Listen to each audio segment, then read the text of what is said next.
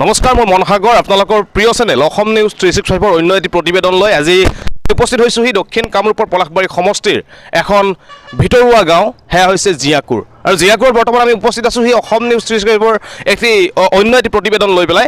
আৰু যিহেতুকে আমি কিছুদিন পূৰ্বে আমি এই জিয়াকুৰত উপস্থিত হৈ আপোনালোকৰ বাবে প্ৰতিবেদন পাঠ কৰিছিলোঁ। সেয়া হৈছিলে জিয়াকুৰত থকা এখন আদৰ্শ চিকিৎসালয়, আৰু সেই চিকিৎসালয়খন আজি কিছুদিন পূৰ্বে মাত্ৰ মুকলি কৰা হৈছিলে ৰাইজৰ বাবে। আৰু সেই আদৰ্শ চিকিৎসালয়খনৰ যি ভিতৰুৱা ফপলা স্বৰূপ আছে, এই স্বৰূপটো আমি উদঙাই দিবলৈ সক্ষম হৈছিলোঁ অসম নিউজ 365 জৰিয়তে। আৰু আজি পুনৰবাৰ তেনেকুৱা এটি প্ৰতিবেদন লৈ আপোনালোকৰ সন্মুখত মই মনসাগৰ। আৰু আজি আদৰ্শ চিকিৎসালয় নহয়, আজি আহিছোঁ আদৰ্শ অংগনবাদী। মাত্ৰ কিছুদিন পূৰ্বে আদৰ্শ অংগনবাদী অসমৰ বিভিন্ন প্ৰান্তত ঠায়ে ঠায়ে আদৰ্শ অংগনবাদী মুকলি কৰা হৈছিলে শিশুসকলৰ বাবে। কিন্তু এতিয়া যেন এনেকুৱা অনুভৱ হৈছে এই আদৰ্শ অংগনবাদী যি আছিলে, অংগনবাদী যেন শিশুসকলক ব্যৱহাৰ কৰি ধন ঘটাৰ কিছুমান বিশেষ বিশেষ ব্যক্তিৰ, কিছুমান বিশেষ বিশেষ দালাল শ্ৰেণীৰ মানুহৰ ধন ঘটাৰ যেন এক উপায়ত পৰিণত হৈছে এই আদৰ্শ অংগনবাদী। ইতিমধ্যে মোৰ সতীৰ্থক মই দেখুৱাবলৈ অনুৰোধ কৰিম ইয়াৰ সমগ্ৰ দৃশ্যাৱলী। এই আদৰ্শ অংগনবাদীখন যিহেতুকে আমি গম পোৱা তথ্য অনুসৰি 25 লাখ টকা ব্যয় সাপেক্ষে আদৰ্শ অংগনবাদীখন, প্ৰত্যেকখন আদৰ্শ অংগনবাদীত 25 লাখ টকা ব্যয় সাপেক্ষে আচলতে নিৰ্মাণ কৰা হৈছিলে। আৰু যি এই আদৰ্শ অংগনবাদীখন 25 লাখ টকা ব্যয় কৰিছিলে, ক'ত কেনেদৰে ব্যয় কৰিছিলে, সেয়া আপোনালোকৰ ওচৰত আমি প্ৰশ্ন এৰি দিছোঁ। যে এইখন যি দেখাই আছোঁ আমি বৰ্তমান আপোনালোকৰ কেমেৰাত, সেয়া হৈছে 2 নম্বৰ জিয়াকুৰ গাঁৱৰ 150 নম্বৰ তালুকদাৰপাৰা বি কামাৰপাৰা আদৰ্শ অংগনবাদী কেন্দ্ৰটো। এই আদৰ্শ অংগনবাদী কেন্দ্ৰৰ ইতিমধ্যে যিসমূহ ভিজুৱেলছ আছে, এইসমূহ ভিজুৱেলছ আমি আপোনালোকক আমাৰ স্ক্ৰীণত দেখুৱাবলৈ চেষ্টা কৰিম যে ঠায়ে ঠায়ে কেনেকৈ জহি খহি গৈছে আদৰ্শ অংগনবাদীখন। 25 লাখ টকাৰ এটা গৃহ এটা নিৰ্মাণ কৰা হয়। এই গৃহটো কিমান উন্নত হ'ব লাগিব। এই গৃহটিত আছিলে লেট্ৰিন বাথৰুমৰ পৰা আদি কৰি সকলো সুবিধা আছিলে। ইয়াতে ফেন আছিলে, লাইটৰ সুবিধা আছিলে, সকলো সুবিধা আছিলে, ৰান্ধনি ঘৰ আছিলে, আছুতীয়াকৈ বহুকেইটা কক্ষ আছিলে য'ত সুন্দৰভাৱে শিশুসকলে অধ্যয়ন কৰিব পাৰিব, ফুলনি বাগিচা আছিলে।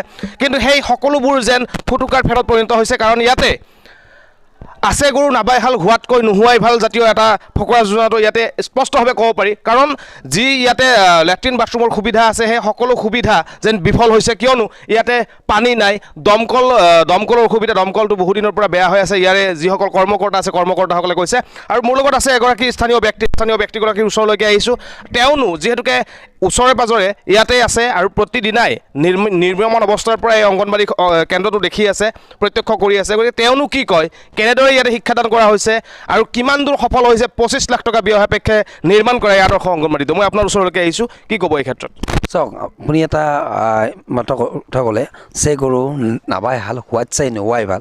আমাৰ এই আদৰ্শ অংগনবাদীৰ নামত ইমান লাখ টকা, 25 লাখ টকা ব্যয় কৰি লেট্ৰিন বাথৰুমত যোনটো মানে লেট্ৰিনৰ প্লাগছ কৰাকৈ ৱাটাৰ লাগে, সেইটো নাহে। তাত চিনটেক্সটো লগোৱা হোৱা নাই, তাত খোৱা পানী ব্যৱস্থাটো লাগে, সেইটোও নাই। তে হৈছে কি, বৰ জেগাবিলাকত চাই লওক, ইয়াতে সলকি গৈছে।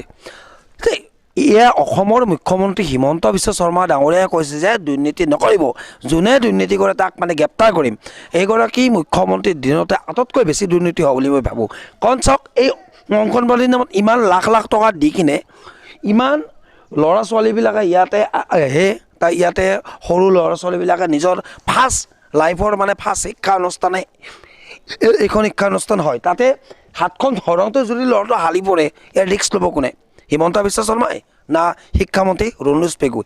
সম্পূৰ্ণভাৱে আমাৰ স্থানীয় যিগৰাকী মেলে আছে, হেমন্ত ঠাকুৰীয়াদেৱৰ অলপ বস্তুটো যেতিয়া কাম হয়, শুভ আৰম্ভণিটো মই কৰিব পাৰোঁ। মই যদি MLA হওঁ, ময়ো শুভ আৰম্ভণি কৰি থৈ যাব পাৰোঁ। কিন্তু শুভ আৰম্ভণি হোৱাৰ পিছত চৰকাৰী বিষয়াসকলে চাই এইবোৰ যিসমূহ মানুহক চৰকাৰৰ পৰা নিয়োগ কৰে, সেইবোৰ মানুহে কাম ক'ত কিমান কি দিব লাগে, শিল ক'ত কিমান দিব লাগে, বালি ক'ত কিমান দিব লাগে, মই জনাত ইয়াত যিখিনি বস্তু ইউজ কৰিব লগা হৈছে, সেইখিনি বস্তুখিনি ইউজ কৰা হোৱা নাই মই জানাত। আৰু যিসকল ইঞ্জিনিয়াৰৰ পৰা চাইন লয়, সেইসমূহ দালাল বুলি এইকাৰণে কৈছোঁ, কাৰণ সলকি গ'ল।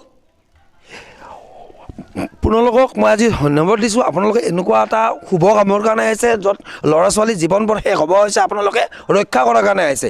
কাৰণ অতি শীঘ্ৰে যদি বিজেপি চৰকাৰৰ, যদি হিমন্ত বিশ্ব শৰ্মাৰ নেতৃত্বত যদি এই বিজেপি চৰকাৰৰ যদি দিনতে বছৰৰ 2 তাৰিখতে যদি এনেকুৱা ধৰণৰ দৃশ্য দেখিব লগা হয় আৰু কি হ'ব লগা আছে আপোনালোকে গম পাবই নিশ্চয়। সমস্ত আছে যিহেতুকে স্কিমত আহিছিলে এই স্কিম মতে সমস্ত বস্তু ইয়াতে খুব সুন্দৰভাৱে দিয়া হৈছিলে আৰু এই যিগৰাকী স্থানীয় ব্যক্তিৰ লগত এই মুহূৰ্তত আমি কথা পাতিছিলোঁ তেওঁ কৈছে যে বিধায়ক এগৰাকীয়ে কেৱল শুভাৰম্ভ কৰি গ'লেই নহয় তেওঁ পৰ্যবেক্ষণ কৰিব লাগে যে সঠিক ৰূপত তেওঁ দিয়া যিটো পইচা চৰকাৰৰ যিটো ধন এই ধনটো সঠিক ৰূপে আচলতে ব্যৱহাৰ হৈছে নে নাই, ঠিকাদাৰে কেনেকুৱা কাম কৰিছে, কিমান মানদণ্ডৰ কাম কৰিছে, সেই মানদণ্ডৰ কামটো আচলতে তেখেতে এবাৰ পৰ্যবেক্ষণ কৰাটো ভাল। আৰু যিহেতুকে শুভাৰম্ভ কৰি গৈছে শুভাৰম্ভণিৰ পিছত সেই অনুষ্ঠানটোৰ অৱস্থা বৰ্তমান কি হৈছে এয়াও নিশ্চয়কৈ তেখেতে এবাৰ পৰীক্ষা কৰিব লাগিব। আৰু এইফালে দেখুৱাইছোঁ কেনেদৰে এটা নিম্ন মানদণ্ডৰ অধিকে নিম্ন মানদণ্ডৰ এটা কাম এই লাইনৰ ৱাৰিংটো চাব। যিহেতুকে ইয়াতে কণ কণ শিশুসকলে পঢ়া শুনা কৰে অধ্যয়ন কৰে ইয়াতে যিডাল ইয়াতে তাঁৰ ব্যৱহাৰ কৰা হৈছে যিটো ছাপ্লাই তাঁৰ এই ছাপ্লাই তাঁৰডালৰ মানদণ্ড অতিকে নিম্ন মানদণ্ডৰ এইডাল তাঁৰ হয়তো যিহেতুকে ইয়াতে যেতিয়া বহু লোড এই তাঁৰডালত বা এই মিটাৰটোৰ পৰা যেতিয়া বহু লোড পৰিব এই তাঁৰডাল হয়তো ইয়াতে ব্লাষ্ট হ'ব পাৰে। লগতে এটা অতিকে ভয়ংকৰ এটা কথা দেখাইছোঁ যিহেতুকে মিটাৰৰ পৰা ফ্লেক্সিবল তাঁৰেৰে এটা অন্য ঠাইলৈ লৈ যোৱা হৈছে ইয়াৰে কাৰেণ্ট। এইটো চাব পাৰে আপোনালোকে কেমেৰাত আমি সমস্ত দৃশ্য আপোনালোকক দেখুৱাবলৈ চেষ্টা কৰিছোঁ যে এটা বেলেগ ঠাইলৈ যিহেতুকে চৰকাৰী আদৰ্শ অংগনবাড়ীৰ এইটো মিটাৰ আৰু আদৰ্শ অংগনবাড়ী মিটাৰৰ পৰা অন্য ঠাইলৈ এই কাৰেণ্টটো ট্ৰান্সফাৰ কৰা হৈছে এয়াও আমি আপোনালোকক দেখুৱাইছোঁ। আৰু এইদৰে প্ৰত্যেকখন যিহেতুকে আদৰ্শ অংগনবাড়ী গঢ়ি উঠিছে বহুকেইখন আদৰ্শ অংগনবাড়ী গঢ়ি উঠিছে পলাশবাৰী সমষ্টিত প্ৰতিখন অংগনবাড়ীলৈ যাম যিহেতুকে মানদণ্ড কেনেকুৱা হ'ব সেই মানদণ্ডসমূহ আমি আপোনালোকক দেখুওৱাৰ চেষ্টা কৰিম।